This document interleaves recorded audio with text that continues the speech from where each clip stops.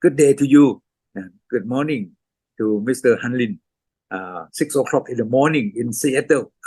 And here in Thailand, it is 8 o'clock in the evening. In my neighboring country, from Malaysia, it is very late now. It is around 9 o'clock in the evening already. So different time zone. Sorry. But in something like in New Zealand, now maybe 2 o'clock in the morning. I don't know my New Zealand friends. Normally they came, whether this time they can come or not. But we will start this program on our webinars. Our webinar on the introduction to ESG risks in valuation. And this is today, July 10, Wednesday today. And it is an honor for us to have Mr. William A. Hanlin Jr. To be our speaker. And this event is hosted by our FIABCI World Council of Experts. As you may know, FIABCI is the largest real estate federation in the world.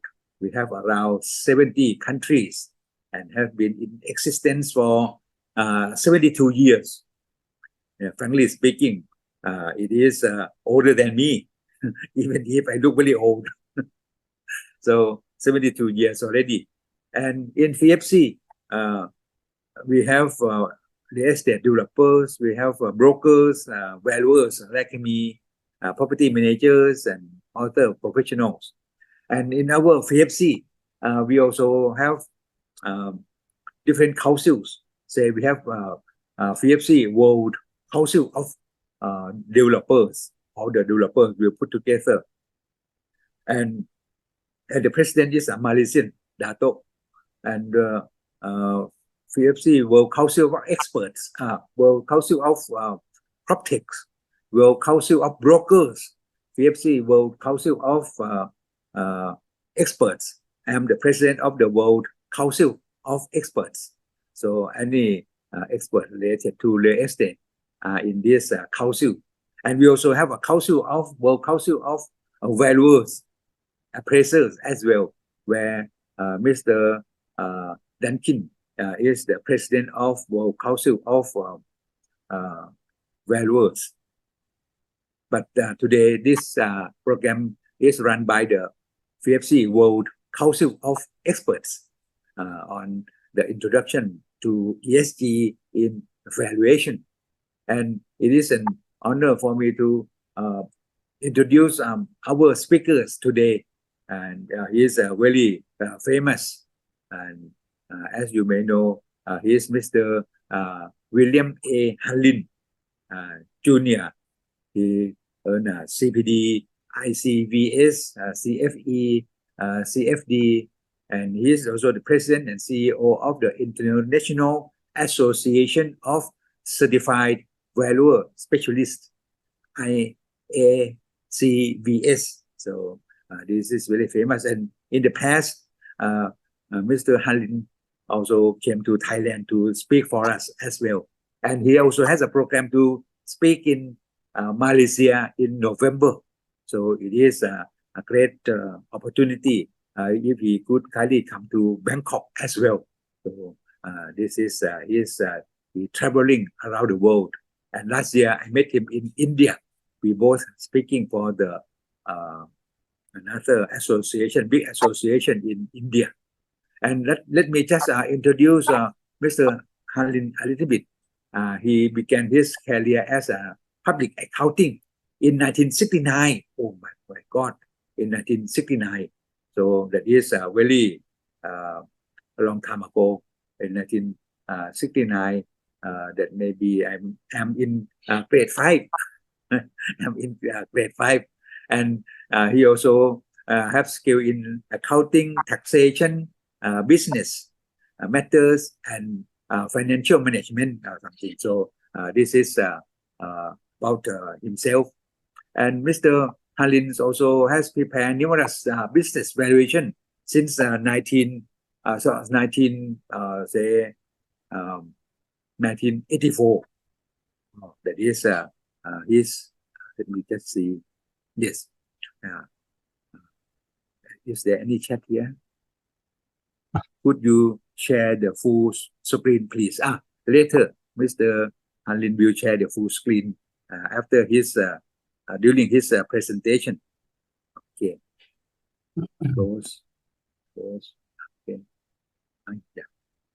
And in 1994, Mr. Hanlin complete a formal regime of training of business valuation, attending to the designation as a certified valuer analyst CVA. And in 2013, by the IACVS to promote uniform standard of valuation when valuing closely held business. And the uniform standards of valuation is by the Appraisal Foundation in Washington, D.C. And he has also an instructor for many years in the subject of valuation theory and application, as well as author deterrence in valuation.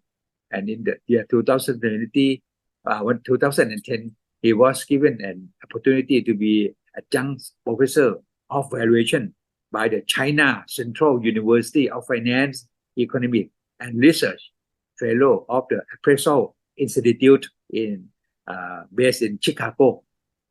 And that is the Central University of Finance and Economics. So this is about Mr. Hanlin. And he has been invited to be keynote speakers for various professional forums in USA, China, Germany, Ghana, Korea, France, Thailand, Malaysia, Taiwan, Brazil, and so on. So he go around the world. So this is briefly about Mr. William A. Hanlin. So Mr. Hanlin, so let us welcome Mr. Hanlin. And now the floor is yours. So you have around, say, until maybe 50 minutes or something for you to kindly share to us on the introduction to ESG risk in valuation. Go ahead, please. Thank you, Dr. Sopon. Well, and thank you everybody for attending today. I know it's late for you, it's early for me.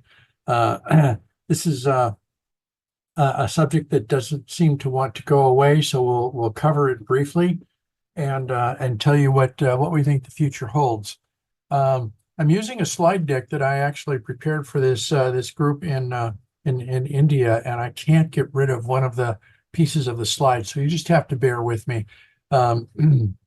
So I'm Bill Hanlin. I live in Seattle, Washington, in the United States, and as Dr. Sopon noted, I've been in practice forever. Question I get most from people today is, when are you going to retire? I don't know. It's still interesting. It's still fun. So I guess as long as that's the case. Plus, I have a 21-year-old daughter who's still in college, and well, and you know, those things aren't free. So what will we cover today? What is ESG and why is it important? How can we integrate ESG into a business valuation project that we might have?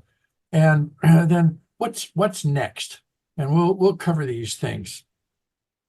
So what is ESG? It's actually the first initials of environmental values, social values, and governance values.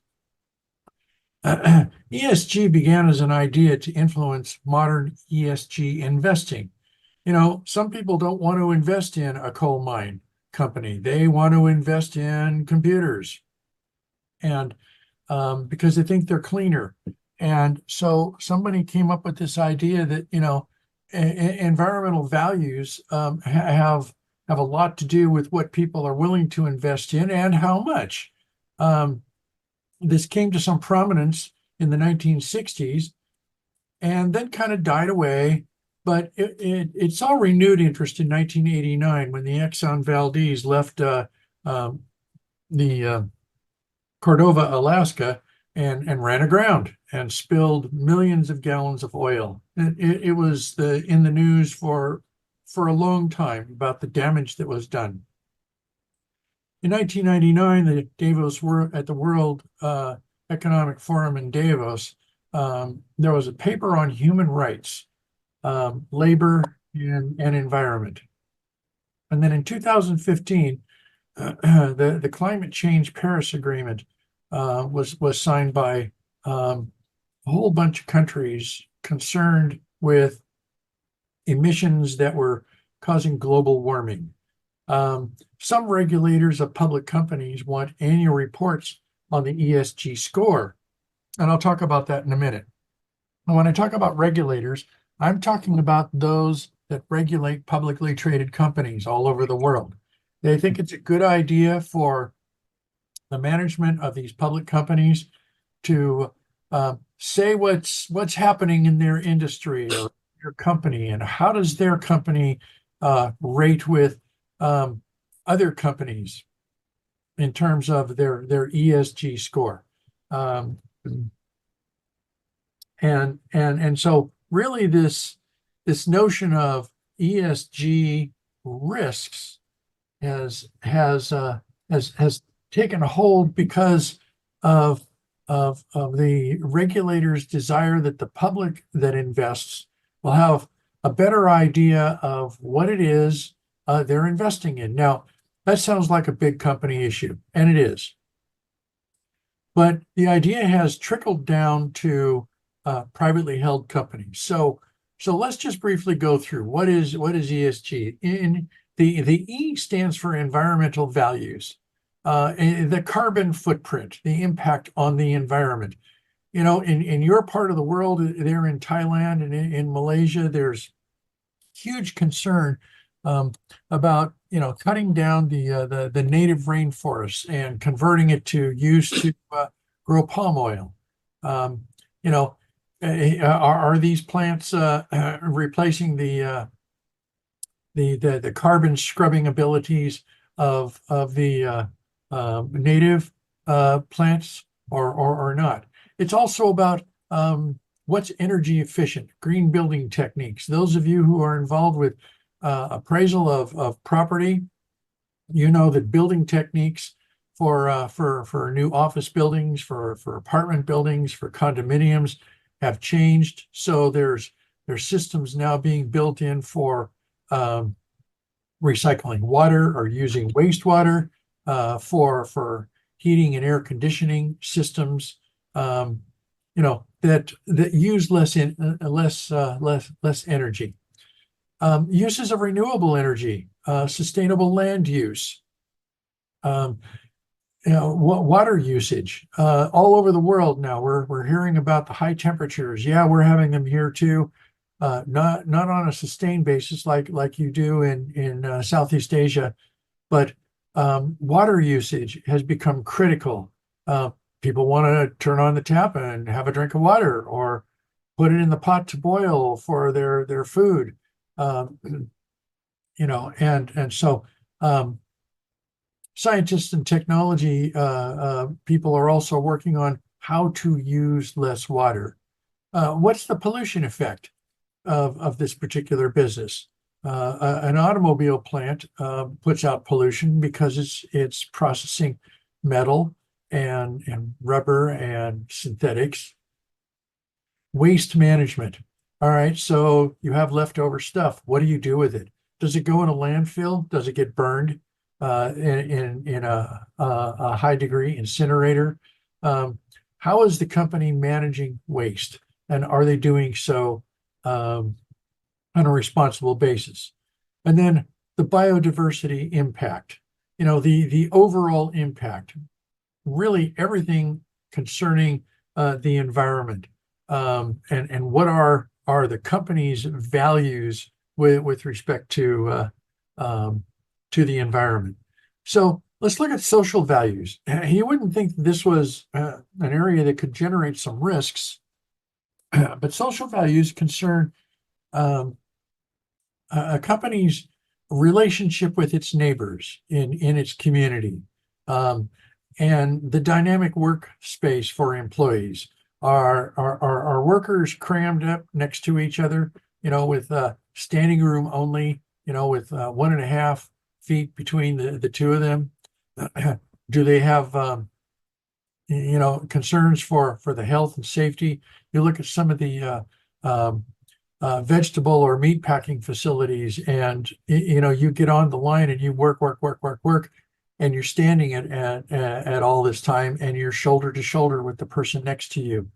How is the company's customer relations? Big deal right now is data protection.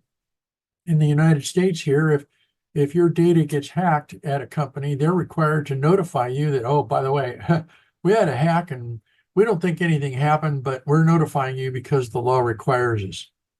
What about customer satisfaction? Are customers going online and saying good things? Or are customers going online and saying, I don't like this company. They're a bunch of jerks. I bought this product, it doesn't work, and they won't even talk to me about how to get it fixed or maybe even give my money back. Social values also include fair pay. This is an issue that's much older than any of us on this call today. What is fair pay? Well, if you're the business owner, fair pay is the least amount that you have to pay in order to have good health. If you're the worker, you want to have enough money to feed your family, to buy a house, to buy a car, to send your children to school, to have decent health care. These are all considerations when thinking about social values. And then governance issues. And this really is a big company issue. Is the board diverse, or is it just consisting of people that are going to say, yeah, okay, whatever you want to the CEO or the president? Is executive compensation reasonable? There's news every year, every month, all over the world about the massive pay packages that CEOs of big companies get. And of course, any article on this also discusses then, well, what do the rank and file workers make, and how is this fair? Supposedly, what are shareholder rights? If you are a shareholder in a company, be it public or private, what are your rights? Do you have rights? If you own one share out of 1 million, can you enforce your rights? What about business ethics? The people that hack computers have, in my opinion, no business ethics. And it used to be people who would hack computers were doing it so that they could demand a ransom or some other monetary reward. Today, hackers are young people, mostly, and many of them do it because it's fun. They think it's really funny to get into government records or big company records or utility records. How does the company manage these risks? Supply chain management too. Big companies have this tendency to buy the chain, buy the businesses at the bottom and buy the businesses that are in between. How do they manage that? Do they do that so that they can scrape off all the profits of the in between? What are the governance issues related to supply chain management? So, how is ESG used today? Well, primarily ESG is used by public companies to report to their shareholders in annual reports. Yeah, this is what our ESG score is, and this is what we think it means. The ESG scores are generally rated 1 to 100. Generally, it's accepted that if you have a score of 50% or less, then you have a poor score. And that if you have a score of 70% or more, or 70 or more, you have a good score. Public company reports its ESG score in annual reports to stockholders. Auditors and accountants help entities with a narrative to explain the entity ESG score. Now, this message has nothing to do with audited financial statements. This message has to do with what is management doing with respect to the ESG issues. Getting these scores, by the way, is not inexpensive. Many of you are aware of one source, of FITS, the credit reporting agency. They're worldwide. They're like S&P and others. They'll calculate your company's ESG score, but their minimum fee is about $250,000 US. Now, if you're valuing a company and it's a small company, maybe 1 or 2 or 10 or 20 owners, they're not going to go out and spend that kind of money to find out what their ESG score is. But ESG is still there, and it's important to some people, enough so that the International Valuation Standards Council last year updated their standards to say that beginning January of 2025, valuers and appraisers have to consider ESG. So my specialty is business valuation, but I work with experts and practitioners from all over the world. In business valuation, we already consider the risk to investors. That's right. What is the risk of thin management? What is the risk of old computer equipment? What's the risk of dead inventory? What's the risk of not having properly maintained or even modernization of machinery and equipment? We already consider those risks. And the risks are to future earnings. A buyer of this company or a buyer of these stocks or shares want to know, how much money can I get back if I invest some money? Well, what are the possibilities? Is there does this have something to do with, just value? Well, we think that there might be an impact on borrowing capacity. The company Kroll, which plays a fairly large role in the business valuation process right now globally, suggests in their examination of studies that if you have a poor ESG score and you go to the bank and say, we want to borrow some money, the bank will say, well, okay, but you have a poor ESG score, so we're going to want an extra 1% or 2% of interest when you borrow from us. This is not a uniform application, by the way.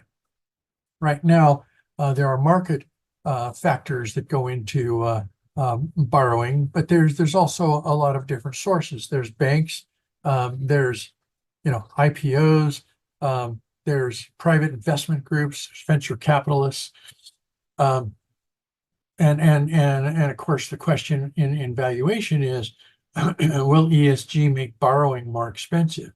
And this will have to do with the future earnings of the company and therefore the future profits that might be available to the investors.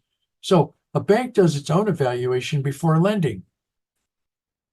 And most of the banks in the world are collateral lenders. They want to know, what can we get collateralized, so if we don't get our money back, we have a way to recover the money that we've lent. Maybe it's the land, maybe it's the building, maybe it's accounts receivable, maybe it's a personal guarantee of the majority shareholder.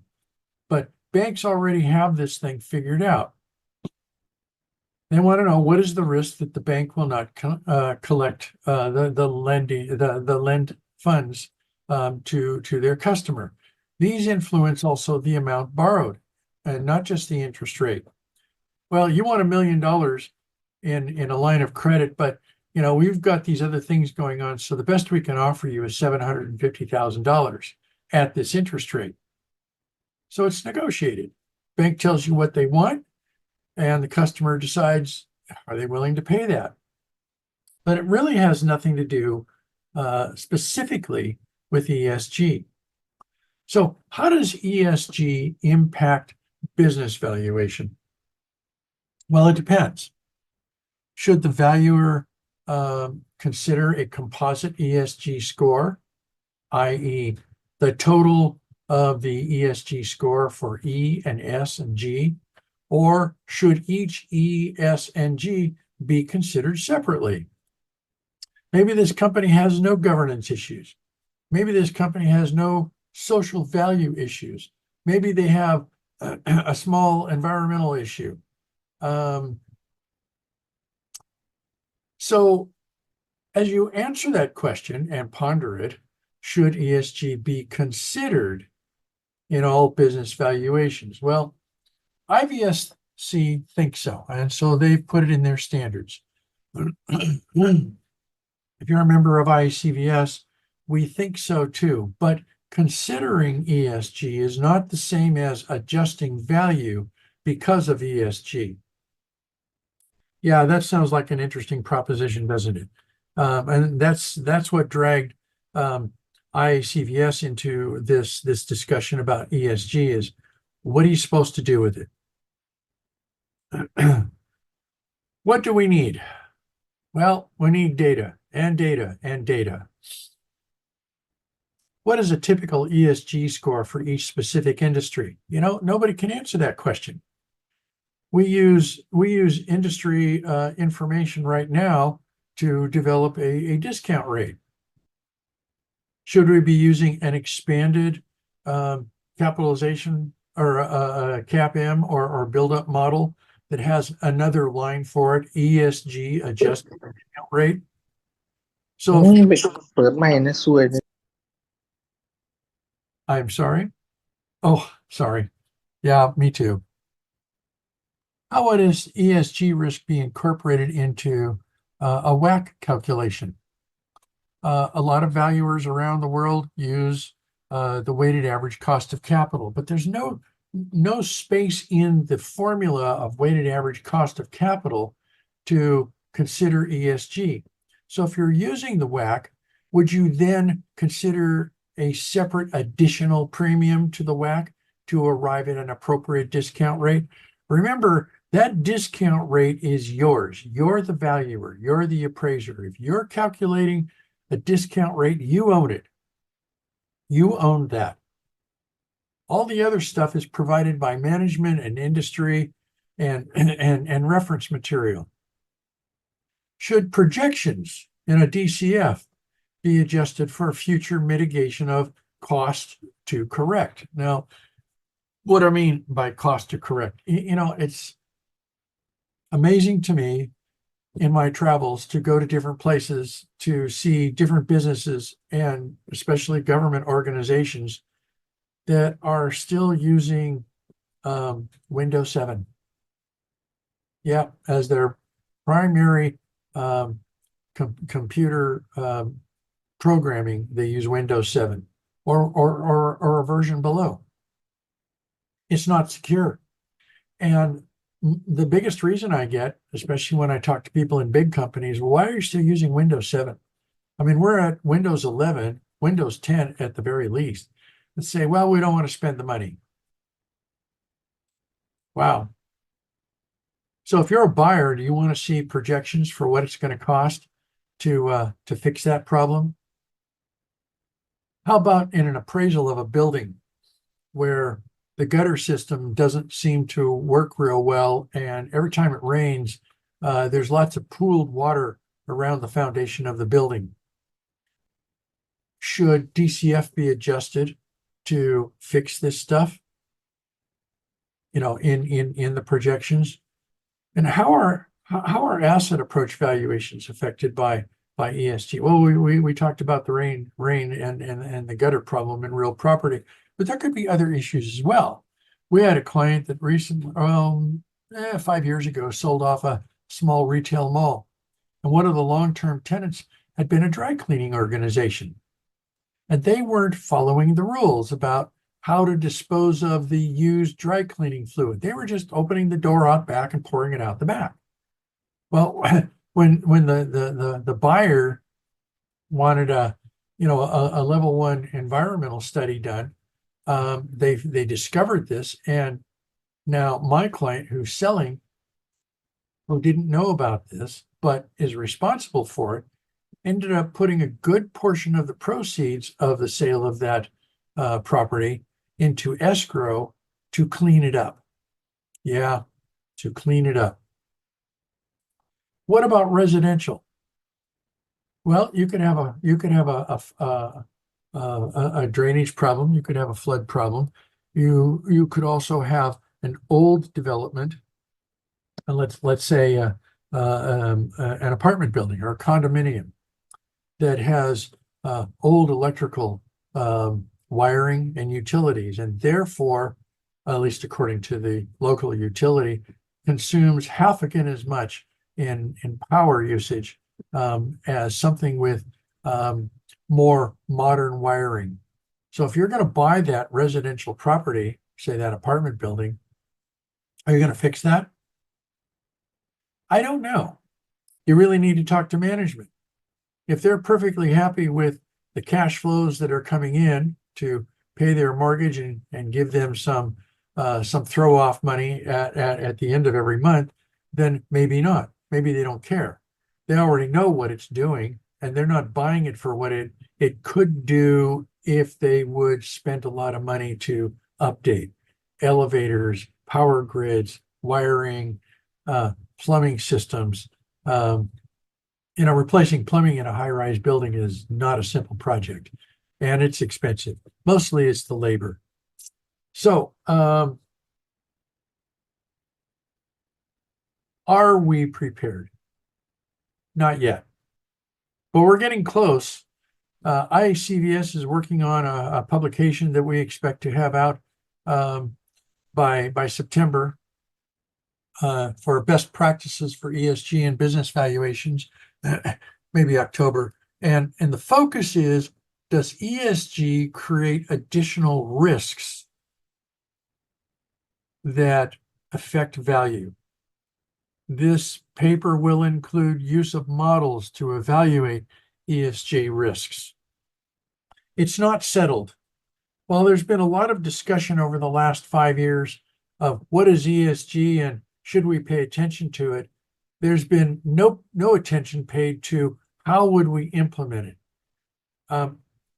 IACVS doesn't think the ESG score really makes a lot of difference. What we really think is that the ESG risks might make a difference.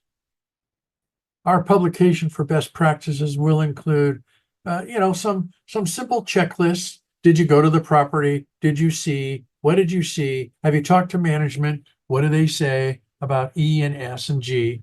You can't make these decisions about what you're going to do in the valuation without information. And absent the availability of public data, which I think is 8, 9, 10 years in the developing, because it just doesn't exist right now. Even IVSC says, there isn't much data on a lot of things for ESG. And so it would be real hard to make a decision that an ESG score creates additional risks. So we're looking forward to publishing this. IACVS is going to make a tour around parts of Asia to talk about these best practices, to introduce these checklists, to have a longer discussion. Today's discussion is really short because we're not there. But today's discussion is important because we want to highlight that this isn't just something that public companies are required to deal with. This is something that the valuation profession, from the standard setter's point of view, has decided deserves our attention. And of course, they take a lot of direction from the International Monetary Fund, from the World Bank, and from other associations like this that say, we think that valuation should, somehow or other consider the impacts of ESG. So in November, I think we're going to be in South Korea, in Taiwan, in China, in Hong Kong, certainly in Malaysia. We're talking with Dr. Sopon about possibly bringing this longer session to Thailand, if we can fit it in the schedule here now. I think we can, but my team will talk to Dr. Sopon's team and see if we can do this. I haven't been to Thailand since 2006. It would be fascinating to go back, especially in November when it's just a little cooler than it was last time I was there. So Welcome to Thailand.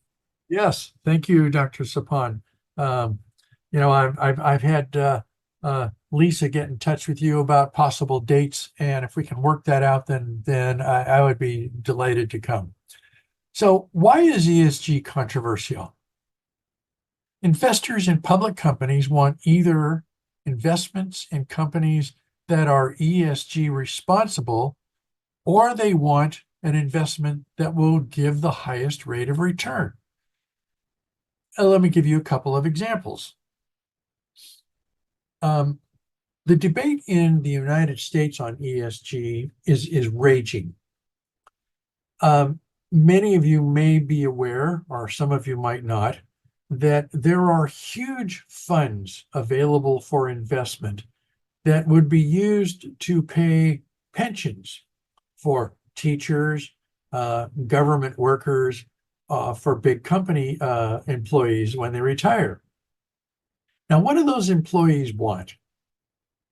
They want the most money they can get during their retirement.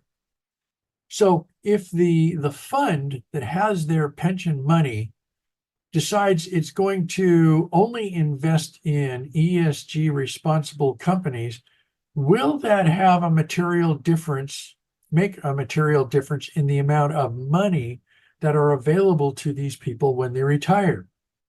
There are some people think it could make a huge difference over the remaining useful life that they have when they're relying on their pension funds. And they don't care about ESG. Go out there and invest the money in something that's going to make the most money, not something that is, ESG responsive. The problems for valuation professionals is without corroborative data, the valuer is left to make personal decisions about E and S and G. Our position is this would, if this is the basis that the valuer or the appraiser uses, then these decisions would represent the personal bias about the entity. Now, I don't like these guys. Their rainwater doesn't run off. It creates pools and seeps into the garage. Or,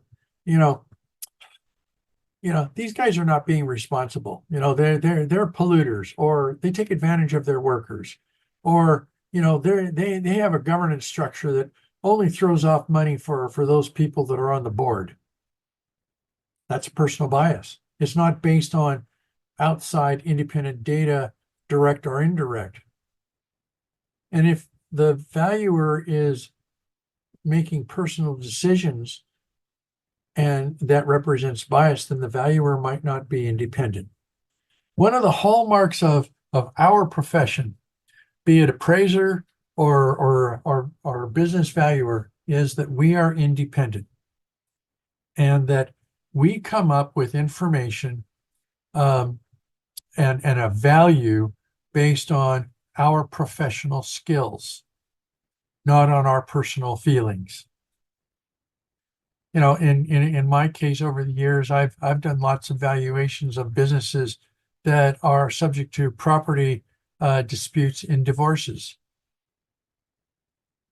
I'm not supposed to have a bias about whether I like the husband or I don't like the wife.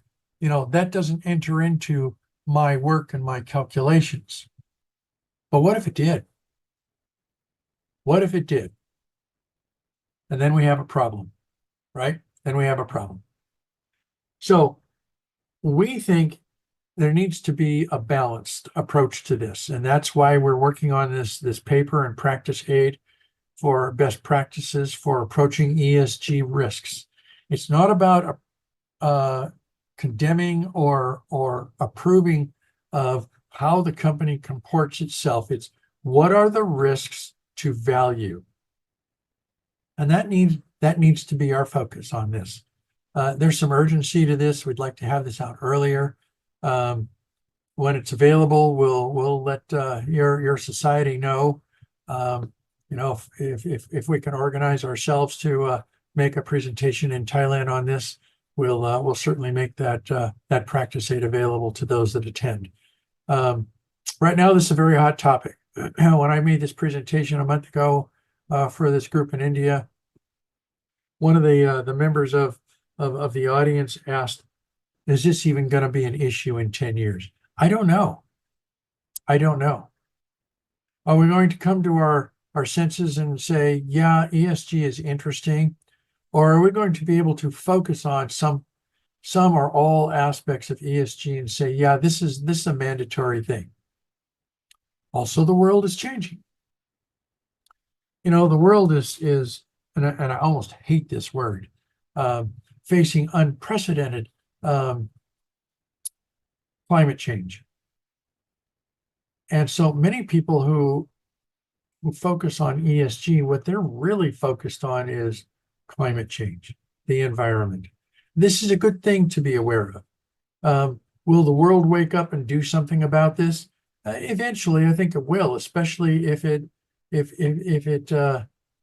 becomes so harmful to the environment that manufacturing countries in the world will have people not buy their products.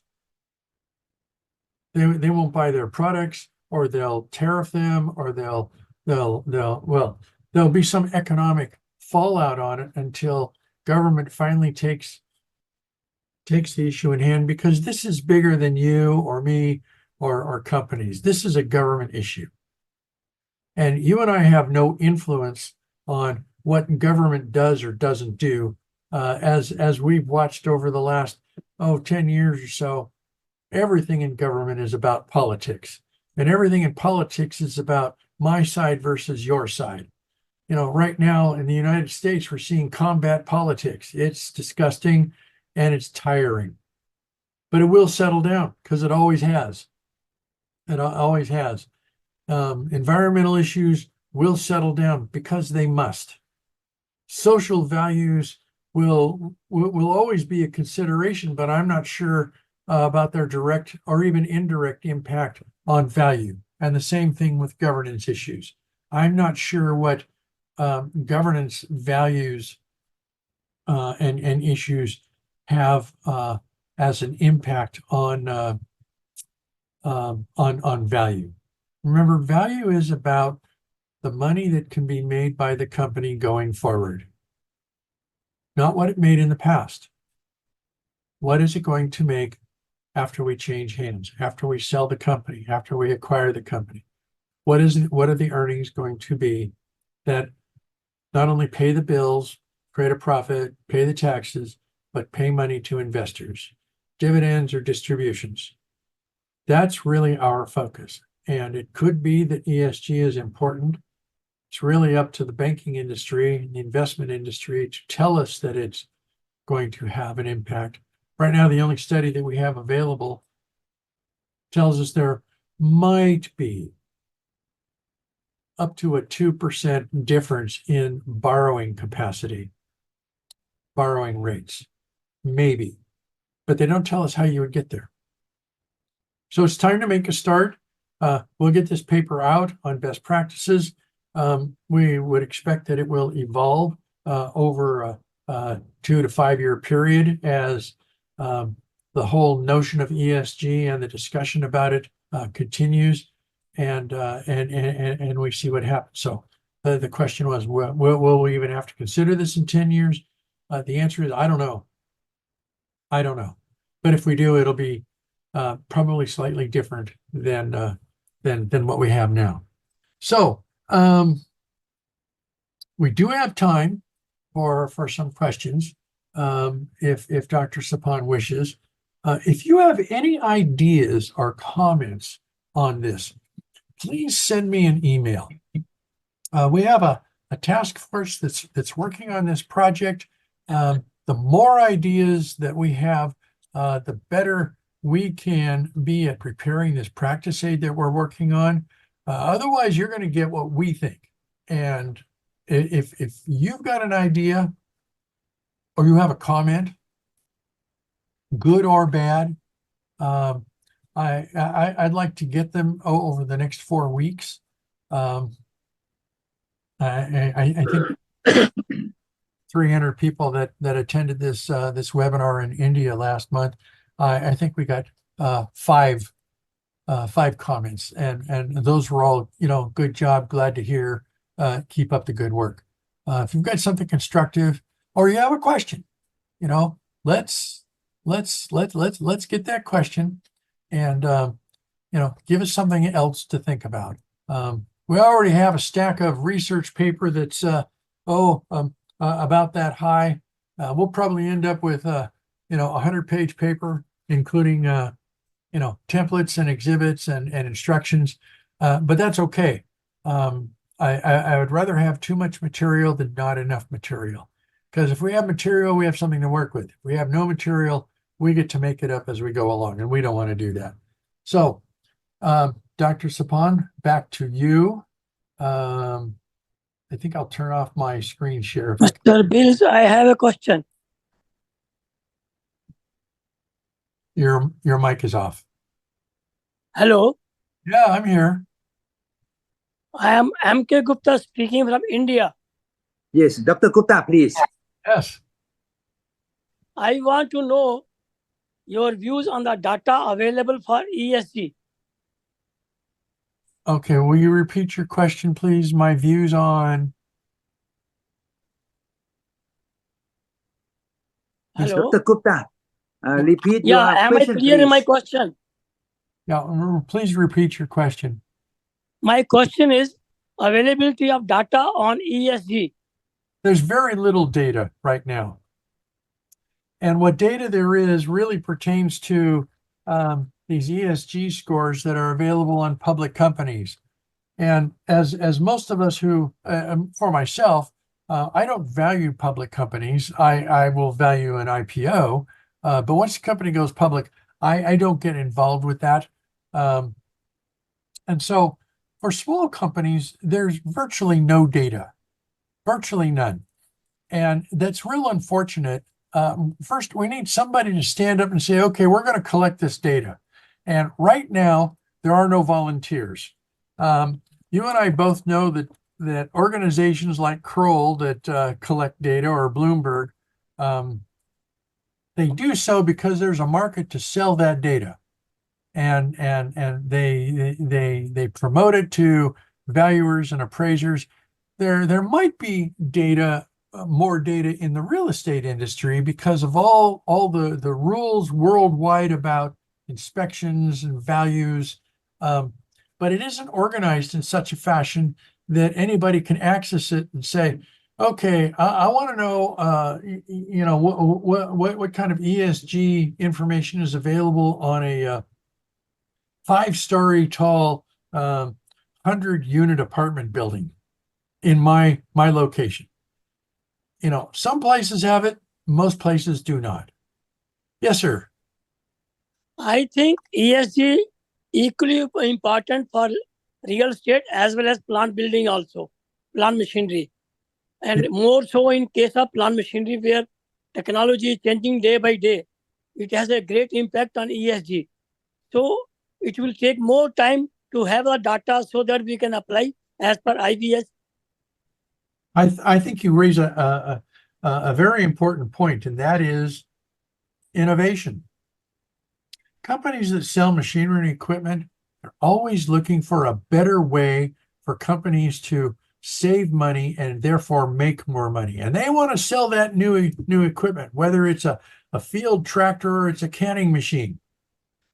And so what might be creating an ESG problem today probably won't exist in a few years, because these companies see, in order for them to continue to prosper, they've got to continue to innovate, and they've got to make it affordable to the people that use this stuff. And maybe one of their selling points will be, this will improve your ESG score. I don't know. Stand by. This whole ESG industry approach is just developing. And well, it would have suited us just fine to wait a few years to see how things tap out. When IVSC decided that, ESG was important, well, then we were out of time. Now we have to consider how to follow the standards and how to develop best practices so that our valuers and appraisers can rightfully claim that they are in compliance with the IVS. That is why I say, unless the data is shared or available, only then it will be helpful for valuation to consider various percentage its effect on ESG. Years ago, I was in a country putting on valuation training. And we were talking about the lack of data that was available. And this was like a 5-day course. And on one of those days, one of the students said, well, this data is available. I said, really? Well, yeah, our country's tax authority has all this data for years and years and years. I said, yes, I do understand that. But you know what? They also want $125 million up front to make it available to you and me. We can't afford that. So yes, there probably is data out there. Probably. It's just not being sold to you and me.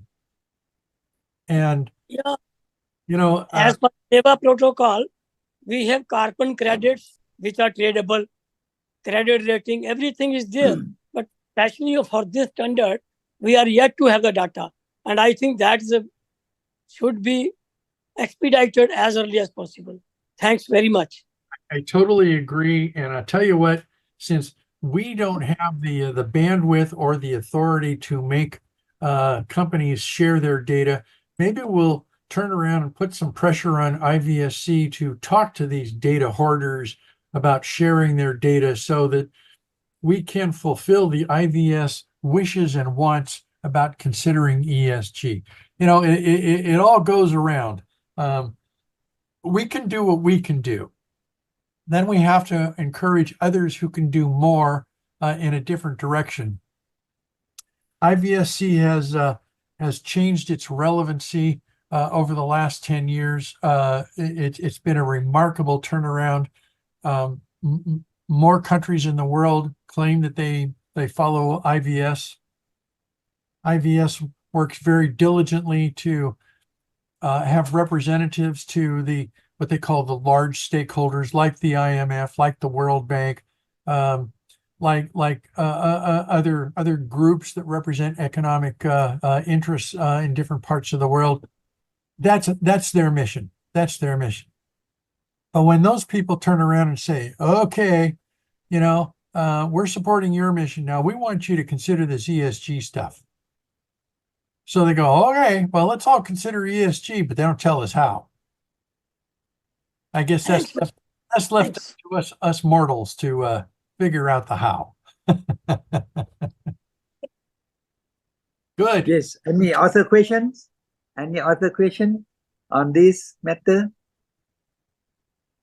Any other contribution on this? Again, any contribution, please? Please send me emails. Let me know if we can work out our dates. Dr. Sopon, I'll look forward to seeing you in November. And yes, sir.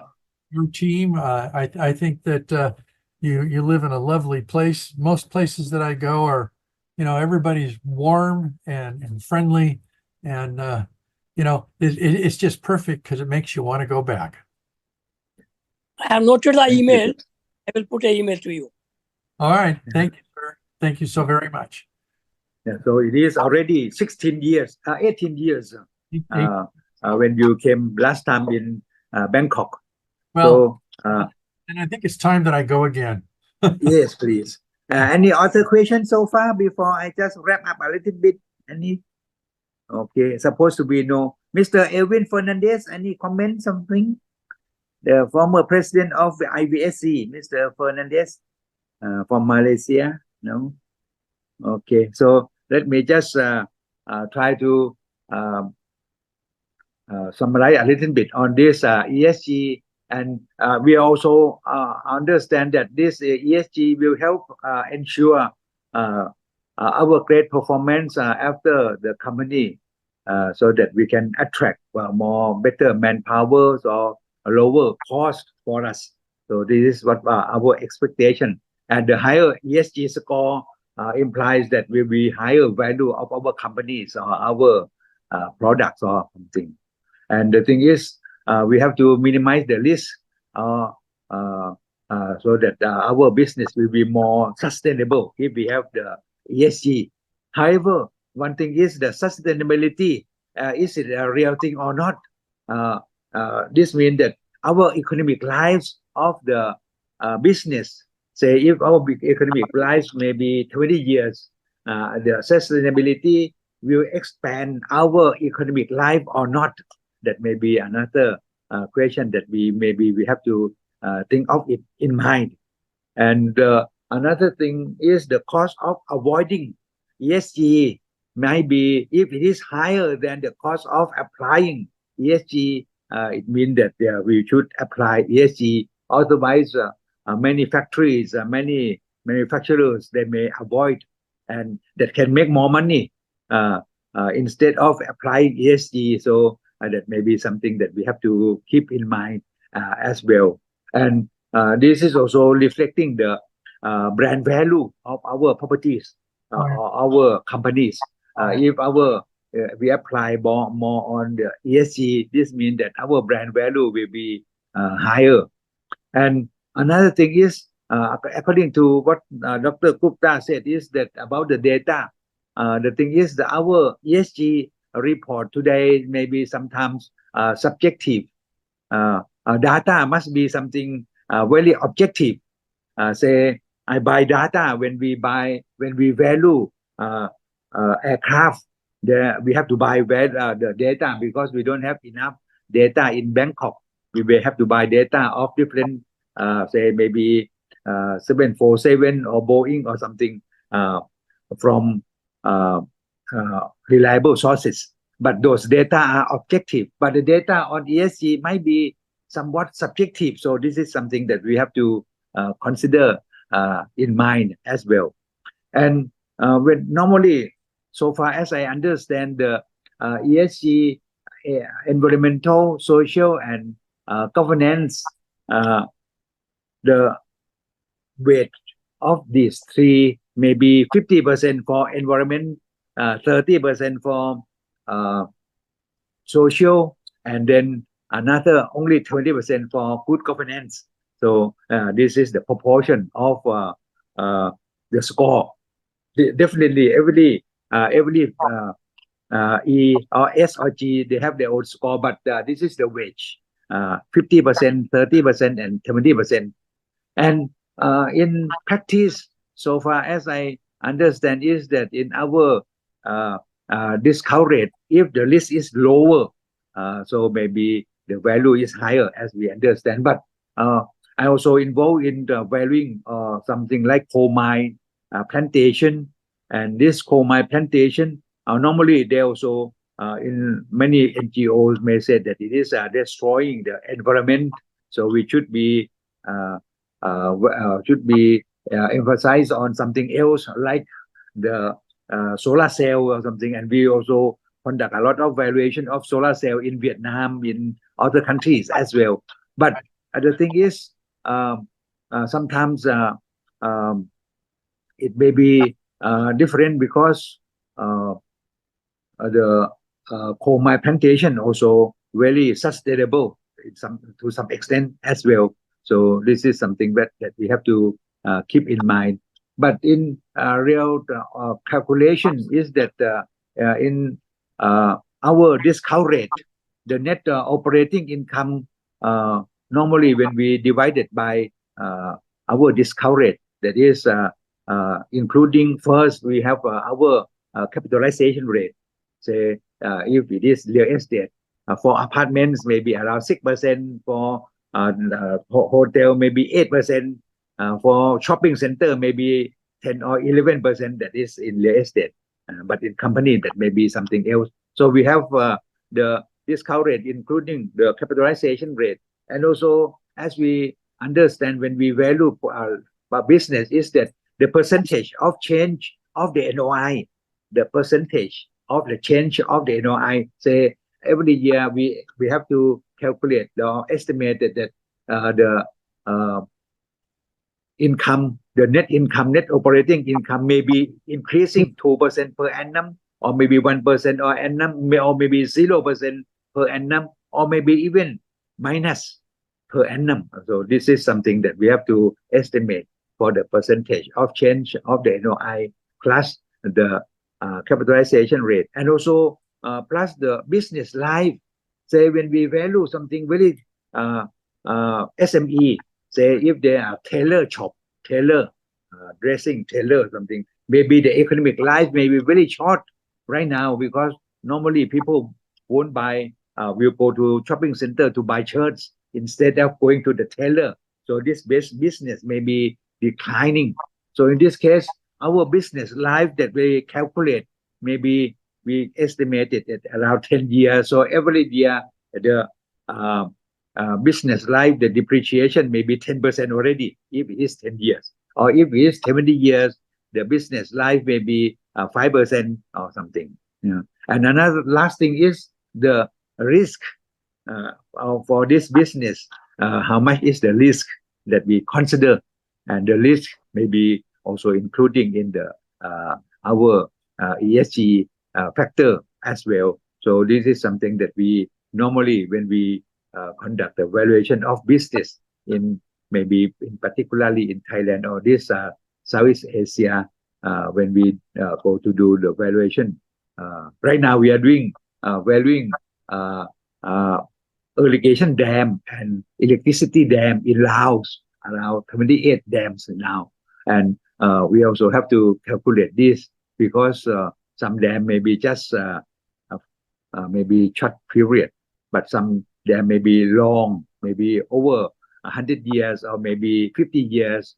Like a dam in Indonesia, we estimated that economic life may be 150 years before it gets shallow or cannot be used for electricity production anymore or something. So the business life in many cases may be short or long depending on our calculation. So this maybe we need to discuss in further detail. So if we listen to Mr. Hanlin in long term, when he come to do some lecture in our Asian regions, maybe we can listen to him with examples of the valuations in with the consideration of the ESG later on.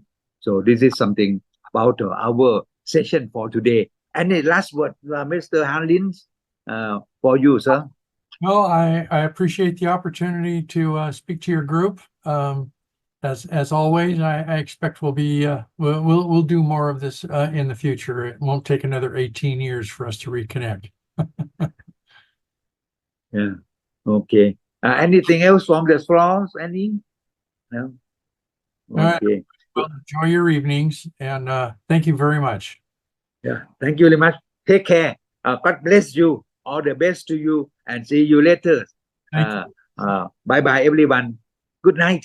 Good morning to Mr. Hanlin in Seattle. Sleepless Seattle. Bye bye. Bye, Dr. Gupta.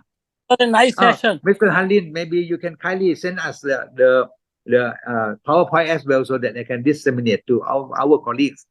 Bye bye.